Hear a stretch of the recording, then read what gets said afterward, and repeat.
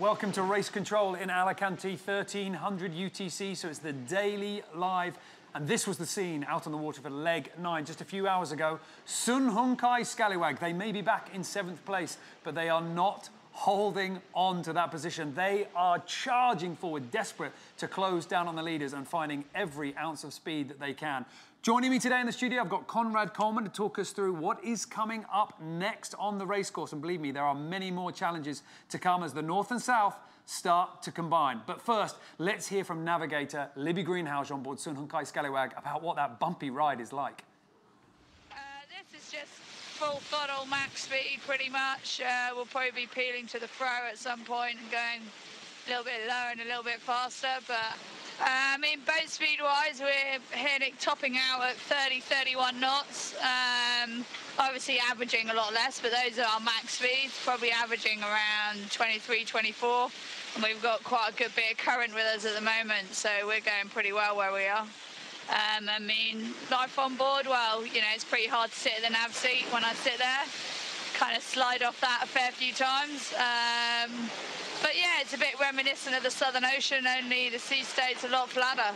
In the race at the moment, you do have some miles to make up. I mean, I'm guessing this is throttle just cranked all the way open. Yeah, I mean, I think it's been an interesting race so far, big splits, and the ranking waypoints and distance to the leader, I think, is quite interesting. We had a bit of we fell off the back of the 3 to the south, which is a bit of a shame because we were overhauling them, and then they just got a massive cloud and were going 6 knots faster than us for 2-3 hours, and that was kind of that for us, really. And from there, we just couldn't hang on to them. But yeah, I mean, realistically, I think we're ahead of the 3 to the north, and everyone will park up as we come to the high pressure, and you'll see it all close again. I think like every other leg, you'll probably find it'll come down to the last 100 miles. A wet and bumpy ride for Sun Hung Kai Scallywag with boat speed peaking at 31 knots. And we're going to be hearing more from the sailors. Mark Tao from Vestas 11th Hour Racing sent us an update. Also, we're going to be hearing from Charles Codrelia on Dongfeng Race Team, a very important battle going on for the overall scoreboard.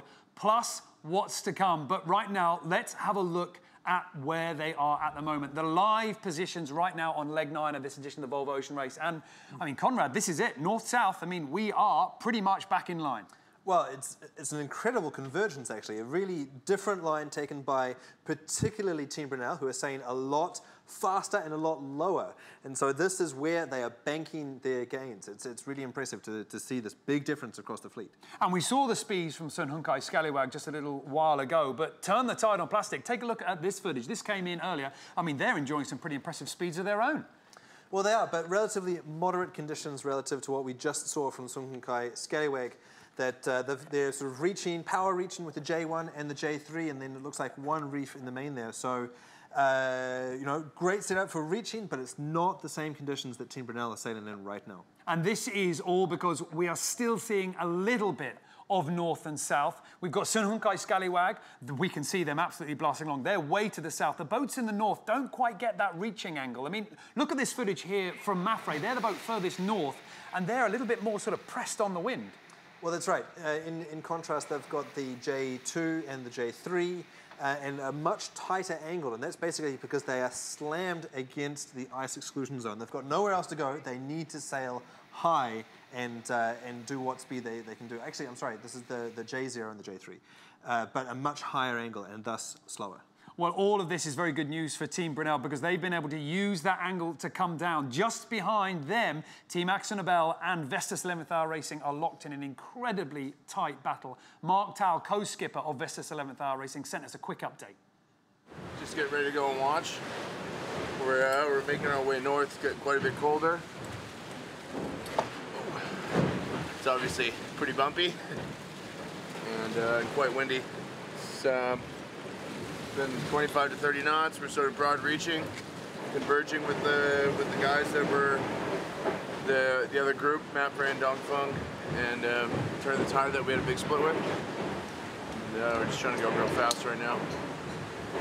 Well, we're always trying to go fast, but Mark Towell on board Vestas 11th Hour Racing in 3rd place. Team Max and Nobel just a few miles ahead of them in 2nd.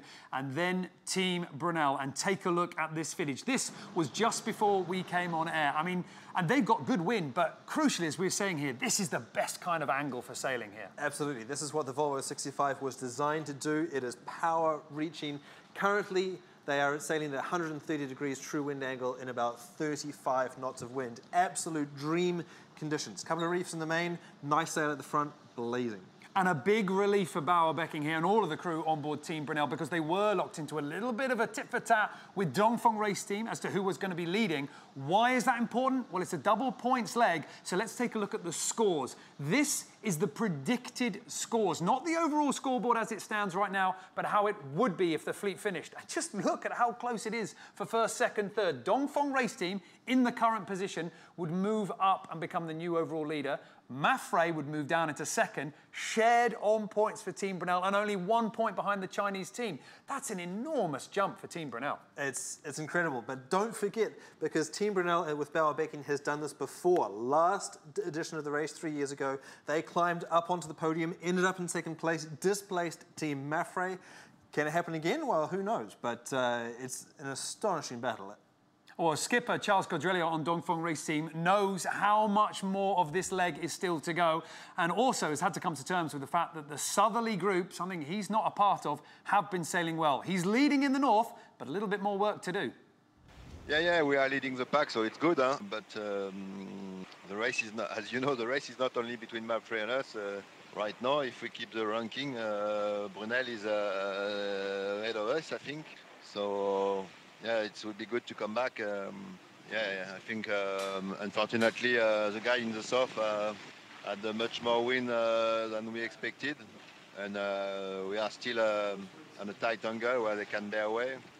So I don't know. I hope maybe, but for the moment, it looks better to be in the south. And I mean, in the south, they have the choice. That's what is good. They can go to the north. They can go more south if they want to cross the ridge. We are waiting the front to have a lift and accelerate. So, yeah, it looks better to be in the south. Unfortunately, we lost so much miles in the north in the light air. We had no wind during a few hours, and we lost the advantage we could have. And to be not to be enough east put us in a difficult position now since 1 day. But watching what is ahead of us. We are going to be fast during 2 or 3 more days, and after, I don't know what's going to happen. There is absolutely no wind to join the finishing line, and it's completely difficult to know where to go. A strange situation, no wind during a few days, really a strange situation that I've never seen in this area, so who knows what's going to happen. Charles Caudrelier on Dongfeng Race Team, just talking there, hinting about the challenges still to come in this race. We know that it is not over yet at this point. So, Conrad, just talk us through the next obstacle, if you like. How big is it? When's it going to hit? I mean, how severe a change are we expecting? Well, it's going to be a dramatic change because they're going to be blazing super fast, potentially record-breaking in the next 24 hours, and then it's going to run, and the entire fleet is going to run into a wall, basically. Let's have a look at the output of one of the routing softwares that we use here. This is from Great Circle Squid, and this is the zone that the boats are sailing in right now. 25 to 35 knots of wind, actually gusting 40. But come end of Saturday and Sunday, well, it's going to fall off a cliff, and probably the sailors' humor as well, because sailing down here in less than 5 knots of wind, offshore in the middle of a ridge, when there's a sloppy sea, is going to be painful. Lots of rocking and rolling there. It will recover a little bit here, and we're going to be up to 14 knots in a reach as they dive in towards Ireland, but then a really tricky finish with basically no wind awaits the boats in Cardiff. Let's have a look at what this looks like out on the water. This is where they are at the moment, and you can see the eye of the depression at the moment and that sort of frontal zone that's riding right over the fleet at the moment. But let's go forward, and you can see that over the next few hours they are going to stay in this strong pressure here. However, come Sunday, as I said, it all comes to an end when they run into this wall of the ridge. So look at what's happening here with the wind, that we've got Northerlies on this side, southerlies on this side, and absolutely nothing in the middle. Is this going to compress the fleet? Is it just going to be a case of first in, first out? Well, wait and see. But the troubles are not over. Let's look at the next step here. Basically, reach in northerly conditions until it all shuts down again once they get past the Fastnet Rock. Now it's going to be interesting to see whether the boats go for a Land's End approach via the south and into the Bristol Channel, or whether boats are desperately hugging the Irish coast, looking for a local effect before minimizing the crossing and into the Bristol Channel from the north. However, the challenges are not over, because given their current ETA, it looks like they are going to have a strong outgoing tide. This is one of the strongest tides in the world. And so a win here will come down to pre-planning. That's what I asked Neil McDonald, performance analyst for Team Mafre, about how they're preparing for this leg and what life is on board right now. I think they've had a difficult few days.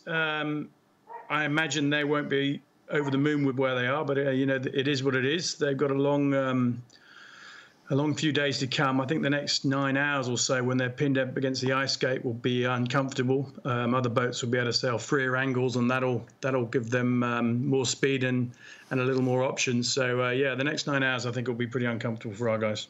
Listening to what some of the navigators have been saying about the split here, some have suggested that they sort of ended up where they are almost by accident. Was this a strategy to go north, or was it really an error?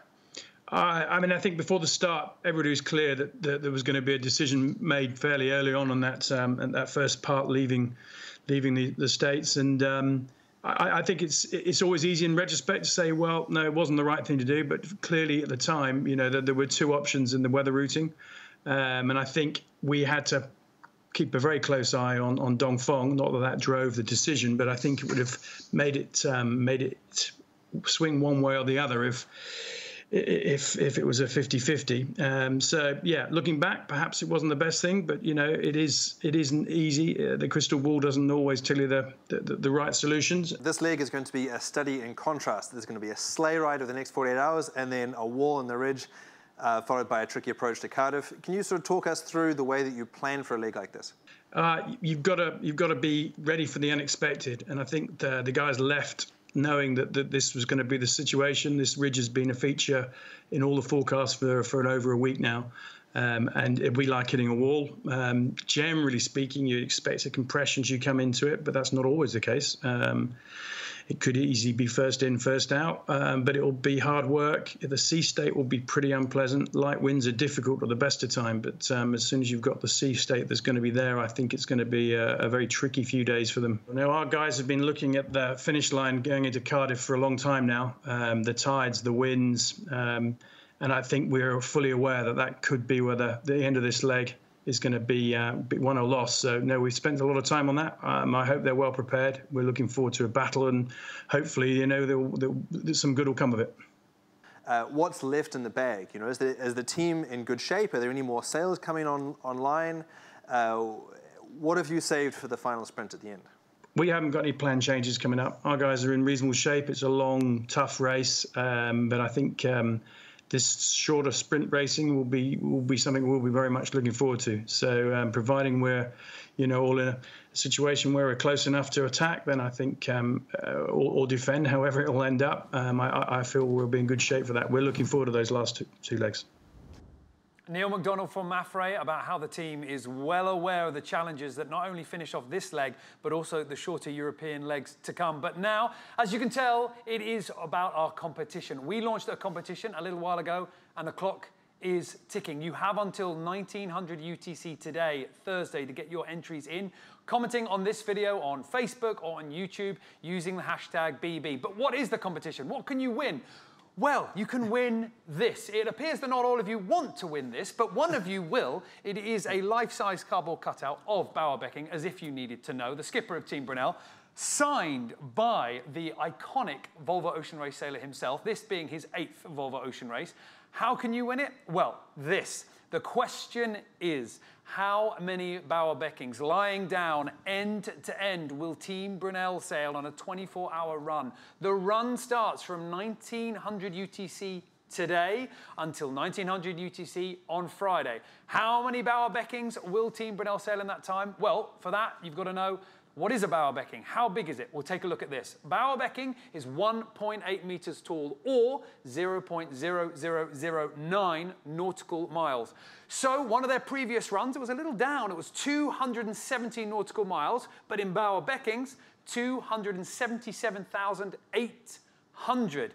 Now, if you were watching the show yesterday, we had Roscoe Monson, the performance analyst from Team AkzoNobel, on. He weighed in with his opinion, gave us a little bit of a range.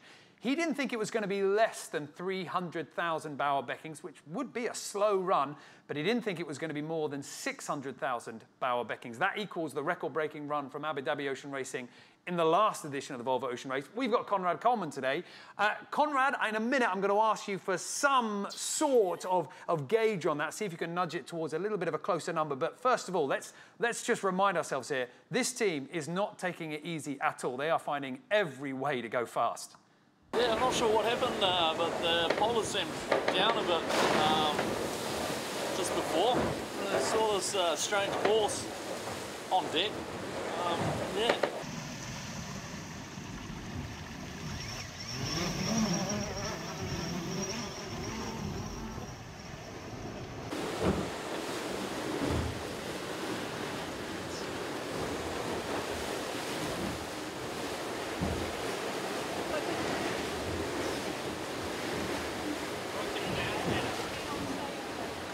You would think a horse is normally quite fast, but they weren't down much, only a fraction, so we'll have to investigate. I think the speed record that was set in leg 3 will definitely be surpassed in this leg, and hopefully we can do enough to set the new one. It's game on. A horse on the helm, or was it crew member Carlo Hoosman wearing a horse mark? Who can tell? But now let's turn to Conrad Coleman here. So how many Bauer Beckings do you think? The biggest range we've got at the moment is 300,000 to 600,000. Narrow it down for us. Well, we might have to recalibrate our measure if you add the horse head on top of that. But let's just work with our 1.8 meters here. I reckon that they're going to be going super fast at the moment. So I think we can drop the floor of 300,000. I would push that up to maybe 500,000 and potentially a record breaking. So I would say somewhere between 500,000 BBs and 600,000. All right, well, there you go. All you need to do to have your chance to win this absolutely wonderful, one of a kind. I mean, what living room wouldn't be improved by this life-size Bauer Becking? Please do not answer that. If you win it and don't want it, I'll take it. There you go. All you need to do is you need to comment on this video on either Facebook or YouTube using the hashtag BB, then add a space, and then your total number of Bauer Beckings. The clock will start tonight, 1900 UTC today, Thursday, and then 24 hours later, we will know what the total number is. And all being well, on Saturday's show, we'll be able to announce our winner. On tomorrow's daily show, we have got Conrad Coleman fronting it, and we're going to be hearing from Mafre as they try and hang on to the overall leaderboard. Currently, on leg 9 so far, not doing too well. Can Team Brunel continue their assault on the water and continue to move up on the leaderboard?